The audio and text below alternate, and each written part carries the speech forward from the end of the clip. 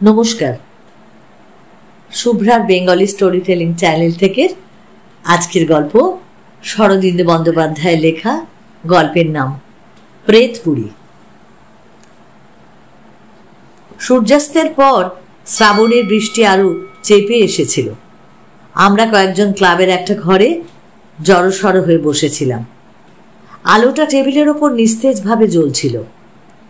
এমন সময় ছাতা মাথায় দিয়ে প্রায় ভিজতে ভিজতে বড়দা এসে উপস্থিত হলো।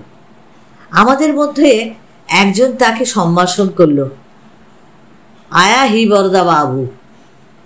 বড়দা ছাতাটা মুড়িয়ে এক কোণে দাঁড় করিয়ে দিয়ে কোঁচা দিয়ে মাথাটা মুছতে মুছতে একটা চেয়ার অধিকার করে বসল। একটা দীর্ঘ নিঃশ্বাস মোচন করে বলল, এ ভরা বাদরমাহ শাওন শূন্য মন্দির মোড়। ও গিন্নি বুঝি সুজে আজই বাপের বাড়ি গেলেন? অমূল্য এক কোণে গুড়িসুড়ি পাকিয়ে বসেছিল। বলল, তাই আমাদের জ্বালাতে এসেছ? বড়দা ওদিকে কর্ণপাত না করে বলল, বাড়িটা ভারী ফাঁকা ফাঁকা ঠেকতে লাগলো, তাই। মিনিট দুই নীরব থেকে বুক পকেটের ভেতর থেকে সিগারেটের বাক্সটা বার করে একটা সিগারেট ধরিয়ে বলল, আজকের বৃষ্টি দেখে একটা পুরনো গল্প মনে পড়ছে।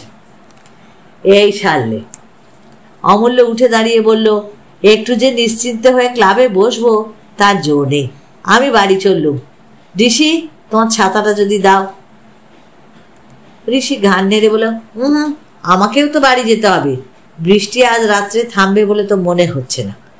অমূল্য ব্যাকুল চোখে ঘরের চারদিকে একবার তাকিয়ে দেখল, কিন্তু ছাতার সত্ত্বাধিকারী কাহারও মুখে করুণার কণা মাত্র না দেখে হতাশভাবে আবার চেয়ারে বসে পড়ল। পৃথ্বী জোরে হেসে উঠল। অমূল্য, কপালে লিখিতং ঝাঁটা, কোন শালা কিং করিস সত্যি। বড়দার গল্পটা শুনেই যাও। অমূল্য জবাব দিল না। বড়দা আরম্ভ করল, এই বছর কয়েক আগেকার কথা। সেবারও এরকম খুব নিদারুণ বর্ষা। ভাসছে সব খাল বিল, ভাসছে বিল কুল ঝাপসায় ঝাপটায়, হাসছে সব জুঁই ফুল। আমার মাস্তুতো ভাইয়ের বিয়েতে বরযাত্রী গেছি। দাদা বিয়ে করলেন বাংলাদেশের এক অতি পুরনো পচা পাড়া গায়ে। আমাদের কারুর মতও ছিল না, কিন্তু প্রজাপতি শুনলেন না। অগত্যা সেখানে আমাদের যেতেই হলো। একে পল্লী গ্রাম, তাই বর্ষাকাল। সেই দৃশ্য বর্ণনা করা আমার সাধ্য নয়। সুবিধের মধ্যে রেলের স্টেশন প্রস্খানিকের মধ্যেই ছিল। স্টেশনে নেমে সকলে পদব্রজে কোণের বাড়ির দিকে যাত্রা করলাম। কারণ জানা গেল যে মধ্যে একটা পুল ভেঙে গিয়ে পথ গরুর গাড়ির পক্ষেও দুর্গম হয়ে উঠেছে। পুরোহিত ন্যায়রত্ন মশাই সঙ্গে ছিলেন। কাদার মধ্যে তার একটা খরম অন্তর্হিত হলো দেখে আমরা আপন আপন তখন দেখে এই ব্যাপারটা যে জুতো খুলে বগল নিলাম।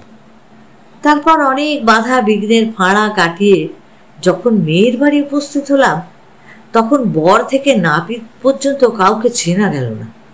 কেবল মেসোমশাই গোঁপ থেকে কাদা নিংড়তে নিংড়তে কাকে খেঁচোচ্ছিলেন, গলার আওয়াজে তাকে ধরে ফেললাম।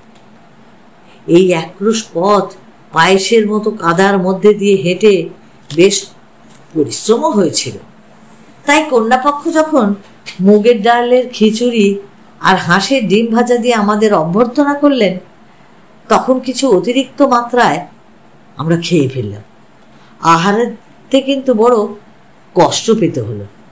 আমরা সংখ্যায় বরযাত্রী প্রায় 20 জন ছিলাম। যে ঘরটাতে আমাদের বিশ্রাম করতে দেওয়া হলো, তাতে শোয়া নয়, ঠাসা ঠাসি করে কোনো রকমের 20 জন বসতে পারে। গুরু ভোজনের পর সকলের মনেই একটু গড়াবার ইচ্ছা ছিল, কিন্তু তার ঘটে উঠল না। শুধু শীর্ণ দেহ ন্যায়রত্ন মশাই কোনো মতে একটা কোণে কুণ্ডলি পাকিয়ে শুয়ে রইলেন। আর সকলে পান তামাক খেয়ে গল্প গুজবে সব সময় কাটাতে লাগলো। একদিকে জন কয়েক ছোকরা তাস নিয়ে বসে গেল। আমার কিন্তু বড় বিরক্তি বোধ হতে লাগলো।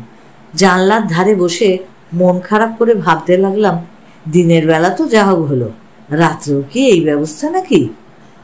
গোধূলি লগ্নে বিয়ে, সুতরাং রাত্রে ঘুমোবার কোনো বাধা নেই।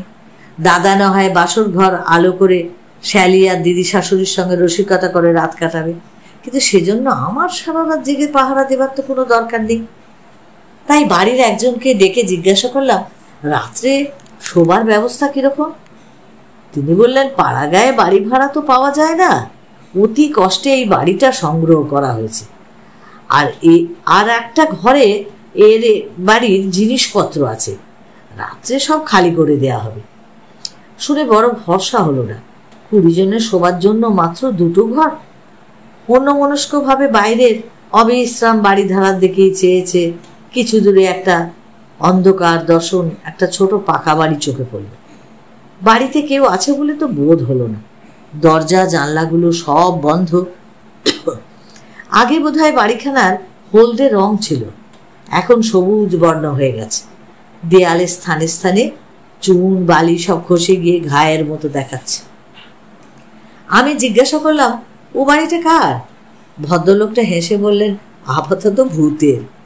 একটু বিস্মিত হয়ে তাকে প্রশ্ন করতে তিনি যা বললেন তার মর্মটা হচ্ছে এই, যে কিছুকাল পূর্বে এই বাড়িটা এক ভদ্রলোকের ছিল, অবশ্য তার নিজের তৈরি নয়, পৈতৃক সম্পত্তি। তিনি গ্রাম থেকে ক্রোশ 2 দূরে জমিদারের কাছারিতে 15 টাকা বেতনে গোমস্তা ছিলেন। সংসারে কেবল স্ত্রী আর এক মেয়ে ছিল। বাবুটি মদ খেতেন, অনেক সময় মাতাল হয়ে স্ত্রীকে মারধরও করতেন, কিন্তু মেয়েটা তার বড় আদরের ছিল। জীবনে একবার ছাড়া আর কখনো তার গায়ে তিনি হাত তোলেননি। তার স্ত্রী সতীসাধ্যী ছিলেন, তাই বছর 3 আগে তিনি একদিন স্বর্গে চলে গেলেন। তার মৃত্যুতে স্বামীর প্রাণে দারুণ আঘাত লাগলো। এই আঘাত সত্যি কি ভণ্ডামি বলা যায় না, কিন্তু তার মাতলামি ভারী বেড়ে উঠল। একদিন তিনি জমিদারের নায়েবের সঙ্গে ঝগড়া করে তার গালে একটা চপেটাঘাত করে বাড়ি ফিরে এলেন। পরদিন সকালে তাকে আর খুঁজে পাওয়া গেল না। তার বদলে তার 6 বছরের মেয়ের মৃতদেহ পাওয়া গেল। পুলিশ তাকেই কন্যাঘাতী বলেই সন্দেহ করে, কিন্তু আজ পর্যন্ত তার কিন্তু কোনো সন্ধান আর পাওয়া যায়নি। মাঝে মাঝে কানাঘুষো শোনা যায় যে তিনি কাছে পিঠেই কোথাও লুকিয়ে আছেন। গ্রামের কেউ কেউ তাকে অন্ধকার রাত্রে মাঠে ঘুরে বেড়াতে দেখেছে, কিন্তু সেসব গুজব নিতান্তই বাজে কথা। বাড়িখানা সেই অবধি খালি পড়ে আছে, কেউ ব্যবহার করে না। গ্রামের 2-1 সাহসী লোক একবার রাত্রে ওই বাড়িতে শোবার চেষ্টা করেছিল, কিন্তু সেই রাত্রেই ভয় পেয়ে পালিয়ে আসে। তারা বলে ওই বাড়িতে ভূত আছে। গল্পটার শেষ শুনে বললাম, আমরা কয়েকজন যদি রাত্রে ওখানে শুই, কারোর আপত্তি হবে কি? ভদ্রলোকটা বললেন, না মশাই, আমাদের সাহস হয় না। আমি বললাম, আমাদের যদি সাহস হয় তাহলে আপনাদের হতেই বা বাধা কি? আর সকলের দিকে ফিরে বললাম, ওহে, তোমরা কেউ ভূতের বাড়িতে শুতে রাজি আছো? সকলেই ব্যাপার কি জানতে চাইল, কিন্তু সমস্ত শুনে আমার মতো 2-3 জন ছাড়া আর কেউ রাজি হলো না। যা হোক, সন্ধ্যার আগে বৃষ্টি একটু ধরেছে। আমরা বাড়িখানা দেখতে গেলাম। বাড়িতে তালা লাগানো ছিল। সেই ভদ্রলোকটা তার চাবি জোগাড় করে আনলেন। দরজা খুলে ঘরে ঢুকতেই ভেতরকার বদ্ধ অন্ধকার যেন একটা বন্য জন্তুর মতো আমাদের ঘাড়ে লাফিয়ে পড়ল। স্যাঁতস্যাঁতে ভিজে একটা দুর্গন্ধ নাকে এসে ঢুকল। তাড়াতাড়ি পাশের একটা জানলা খুলে দিতেই বাইরের মলিন আলো ম্রিয়মান ভাবে ঘরে ঢুকল। দেখলাম মেঝের ওপর 1 ইঞ্চি পুরু ধুলো পড়েছে, কোণে কোণে ঝুল আর মাকড়সার জাল। মোটের ওপর যতদূর নোংরা আর অস্বাস্থ্যকর হতে পারে। বাড়িতে মাত্র 2টো ঘর, তার মধ্যে একটা হচ্ছে শয়নকক্ষ, আসবাবের মধ্যে একটা পুরনো কীট দষ্ট খাট, আর তার মাথার কাছে একটা কপাটযুক্ত দেওয়ালা আলমারি। ঘরটা নেহাত ছোট নয়, খিড়কির দিকে একটা জানলাও আছে। দেখে শুনে সঙ্গীদের মধ্যে একজন হাসবার চেষ্টা করে বললেন, না হে, আজ রাত্রে আর শোবার দরকার হবে না, এই তাস পাশা খেলে কাটিয়ে দেওয়া যাবে। কাজ কি বাবা? ভদ্রলোকটা সঙ্গে ছিলেন, তিনি হেসে মুখ ফিরিয়ে নিলেন। আমি বললাম, বেশ, তোমরা তাস পাশাই খেলো, আমার কিন্তু না ঘুমলে চলে না। ভদ্রলোকটা বলল, আপনি দয়া করে একটা চাকর পাঠিয়ে দেবেন, ঘরটা ঝাঁট দিয়ে তারা বিছানা করে দেবে। ভদ্রলোকটা এবং সঙ্গীরা ক্ষীণভাবে একবার বাধা দিলেন, কিন্তু আমার জিদ তখন চেপে গেছে দেখে আর তখন তারা কিছু বললেন না। রাত্রে শুভকর্ম যথাসময়ে শেষ হয়ে গেল। 10:30টার পর খাওয়া দাওয়া সাঙ্গ করে লণ্ঠন হাতে একলা শুতে গেলাম। সন্ধ্যের পর আবার বৃষ্টি আরম্ভ হয়েছিল, এখনো ঠিক সমানভাবে চলছে। বাড়িতে ঢুকে ভেতর থেকে দরজায় খিল লাগিয়ে দিলাম। তারপর লণ্ঠন হাতে শোবার ঘরে গেলাম।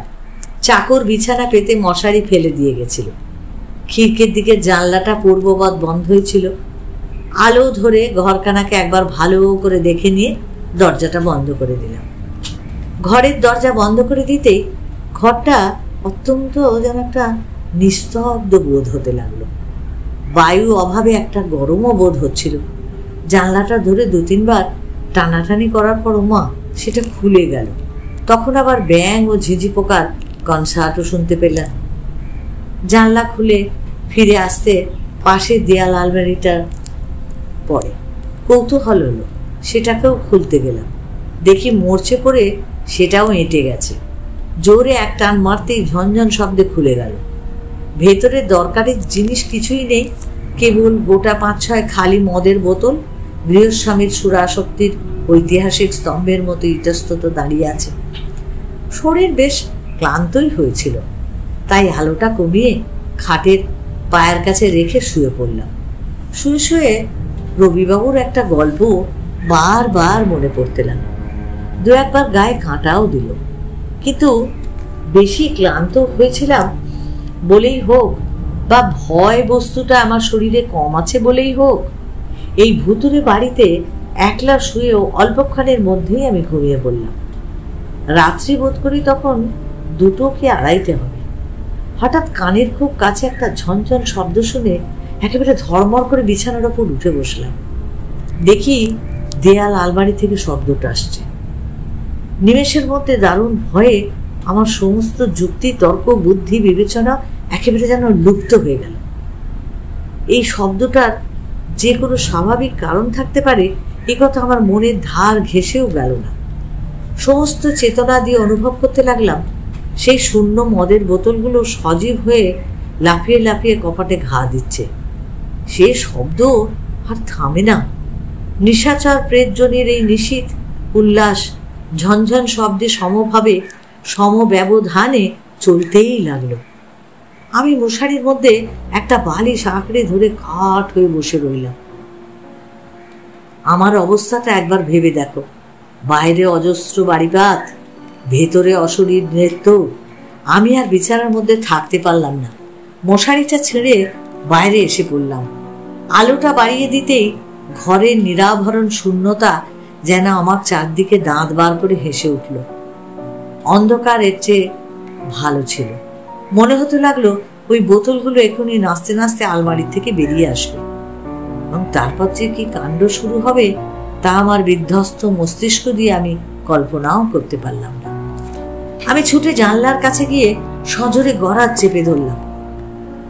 ঠিক এই সময় আকাশে মাঝখানে একটা বিদ্যুৎ চমকালো। বাইরের সমস্ত দৃশ্যটা এক মুহূর্তে চোখের ওপর আমার মুদ্রিত হয়ে গেল। জানলার থেকে হাত 25 দূরে একটা প্রকাণ্ড গাছ ছিল। নিম কিংবা তেঁতুল ঠিক ধরা গেল না। সেই গাছের গোড়ায় একটা ভীষণ আকৃতি লোক কোদাল নিয়ে প্রাণপণে কোপাচ্ছে। সর্বাঙ্গ বেয়ে তার জল পড়ছে। পরনে কাপড় আছে কি উলঙ্গ ঠিক বোঝাও গেল না। কৌতূহলে ভয় অনেকটা চাপা পড়ে গেল। আমি আরেকবার বিদ্যুতের আশায় বাইরের অন্ধকারের দিকে তাকিয়ে রইলাম। আবার বিদ্যুৎ। দেখলাম ক্লান্তি নেই, বিশ্রাম নেই, বৃষ্টির দিকে ভ্রুক্ষেপ নেই। লোকটা ঠিক সমানভাবে গাছের গোড়ায় কোদাল চালাচ্ছে। আর সেই কোদালের তালে তালে ঘরের মধ্যে আলমারির ভেতর থেকে শব্দ আসছে, ঝন ঝন ঝন ঝন। আমার ভয় অনেকটা কেটে গেছিল। একবার ভাবলাম ডাকি, কিন্তু যদি চোর হয় কিংবা পাগল। কোনো কিছু স্থির করবার আগেই না বুঝে সুঝে লণ্ঠনটা সামনে তুলে ধরলাম। বাইরের লোকটাকে সে আলোতে কিন্তু দেখা গেল না। কিন্তু হঠাৎ আলমারির ঝনঝনানিটা বন্ধ হয়ে গেল। শব্দটা এতক্ষণ সয়ে গেছিল। থামতেই বুকের ভেতরটা আমার ধড়াস করে উঠল। আবার থামি কেন? শব্দ থামতেই দেয়াল আলমারির দিকে তাকিয়েছিলাম। সেদিক থেকে চোখ ফিরিয়ে জানলার দিকে চাইতেই ভয়ে আমার গায়ের রক্ত প্রায় জল হয়ে গেল। লণ্ঠনের ঘোলাটে আলোতে দেখলাম ঠিক জানলার উপরে একটা মস্ত ঝাঁকড়া মাথা, আর তারই ভেতর থেকে দুটো বড় বড় লাল চোখ আমার মুখের ওপর স্থির হয়ে আছে। আমার হাঁটু দুটো এবং গলার আওয়াজ তখন একেবারে শাসনের বাইরে চলে গেছে। চেঁচামেচি কিংবা পলায়ন দুটো কোনোটাই সম্ভব নয়। তাই কাঠের মূর্তির মতো দাঁড়িয়ে কেবল ঠক ঠক ঠক ঠক করে কাঁপতে লাগলো। হঠাৎ বাঘের থাবার মতো একজোড়া হাত বাইরের অন্ধকার থেকে উঠে এসে জানলার দুটো গড়ার ধরে টান দিল। জানলার ঘুম ধরা পচা কাঠ অকস্মাৎ ভেঙে গিয়ে গড়ার দুটো বার হয়ে গেল, আর প্রায় সঙ্গে সঙ্গে একটা ক্লেদাক্ত গিরগিটির মতো সেই ফাঁক দিয়ে লোকটা ঘরের মধ্যে ঢুকে পড়ল। আমার দিকে কটমট করে তাকিয়ে বলল, তুমি কে? নিজের নামটা পর্যন্ত তখন স্রেফ ভুলে গেছি, তাই উত্তর দেওয়ার হয়ে উঠল না। লোকটা নিষ্পলক দৃষ্টিতে আমার দিকে চেয়ে রইল। তারপর তার মাথার চুলগুলো সজারুর কাঁটার মতো খাড়া হয়ে উঠল। সে ভাঙা গলায় চিৎকার করে উঠল, তুমি পুলিশ? আমি প্রবল বেগে ঘাড় নেড়ে জানালাম যে আমি পুলিশ নই। আশ্চর্য, লোকটা তখনও অকপটে তাই বিশ্বাস করে মাটিতে বসে পড়ল। কোমরে একটা শতচ্ছিন্ন ন্যাকড়া জড়ানো ছিল মাত্র। একবার ঘরের চারদিকটা তাকিয়ে বলল, 3 মাস মদ খাইনি, বুকটা ফেটে যাচ্ছে, আমাকে একটু মদ দিতে পারো? বেশি না, 1 গ্লাস। এমন বুক ফাটা মিনতি আর কখনো শুনেছি বলে তো মনে হয় না। বোধ হলো মদের দুর্নিবার পিপাসা লোকটাকে পাগল করে দিয়েছে। একটা সন্দেহ গোড়া থেকে আমার মনে উঁকি মারছিল। আমি বললাম, মদ তো নেই, কিন্তু আপনি কি? লোকটা 2 হাঁটুর মধ্যে মাথা রেখে অনেকক্ষণ চুপ করে রইল। শেষে মাথা তুলে বলল, এই বাড়ির মালিক আমি, নিজের মেয়েকে খুন করে পালিয়ে যাই। গোমস্তাগিরি করতাম, একদিন ঝগড়া করে চলে এলাম, তখন স্ত্রী বেঁচে নেই, শুধু মেয়ে। বাড়ি আসতেই মেয়েটা বললে, বাবা, খেলা করতে করতে পায়ের মল গাছতলায় কোথায় পুঁতে রেখেছিলাম আর খুঁজে পাচ্ছি না। মাথায় রাগ চড়েই ছিল। মানলাম মেয়েটার রগে 1 চড়। মেয়েটা সেখানেই পড়ে মরে গেল। সেই থেকে পুলিশের ভয়ে আমি পালিয়ে বেড়াচ্ছি। মেয়েটা মরেছে, যাকগে, কিন্তু তার মল কগাছা কিছুতেই আমি খুঁজে পাচ্ছি না। এই বলে লোকটা লাফিয়ে উঠে একবার আলমারির দিকে ছুটে গেল। খালি বোতলগুলো পড়ে পেরে পেরে মাটিতে আছড়ে ভাঙতে লাগলো। তারপর উন্মত্ত একটা চিৎকার করে যে পথে এসেছিল ঠিক সেই পথ দিয়েই বেরিয়ে গেল। মিনিট 2 ঘরটা একেবারে নিস্তব্ধ। তারপর আলমারির কাঁচের কপাট দুটো সজোরে শব্দ করে উঠল, ঝনঝন। বড়দা নীরব রইল। অমূল্য শ্লেষ করে বলল, ব্যাস এই গল্প, খালি ঝনঝন ঝনঝন? বড়দা বলল, আরেকটু বাকি আছে। শেষ রাত্রে একটু তন্দ্রা এসেছিল, হঠাৎ চমক ভেঙে গেল। দেখলাম ঘর একেবারে অন্ধকার, আলোটা কখন নিভে গেছে। অনেকক্ষণ কান খাড়া করে শুয়ে রইলাম, কিন্তু খোলা জানলা দিয়ে ঝিঝির শব্দ ছাড়া আর কিছুই কানে এলো না। শেষ রাত্রের ঠান্ডা হাওয়ায় কুণ্ডলির পাকিয়ে আবার ঘুমিয়ে পড়লাম। সকালবেলা উঠে দেখি বালিশের তলা থেকে সোনার ঘড়ি আর মানিব্যাগটা আমার চুরি গেছে। শ্রোতা বন্ধুরা, যদি তোমাদের এই সুন্দর গল্পটা ভালো লাগে তাহলে তোমরা অবশ্যই লাইক করো, প্রিয়জনকে শেয়ার করে দিও, যাতে আমার এই গল্পগুলো তোমরা আরো ভালোভাবে শুনতে পাও। আর যারা নতুন, আমাকে এখনো সাবস্ক্রাইব করোনি, প্লিজ একটু সাবস্ক্রাইব করে আমার পাশে থেকো, যাতে আমি আরো অনেক উৎসাহ পাই। সকলে ভালো থেকো, অপেক্ষায় থেকো আমার আরো পরবর্তী গল্পের জন্য।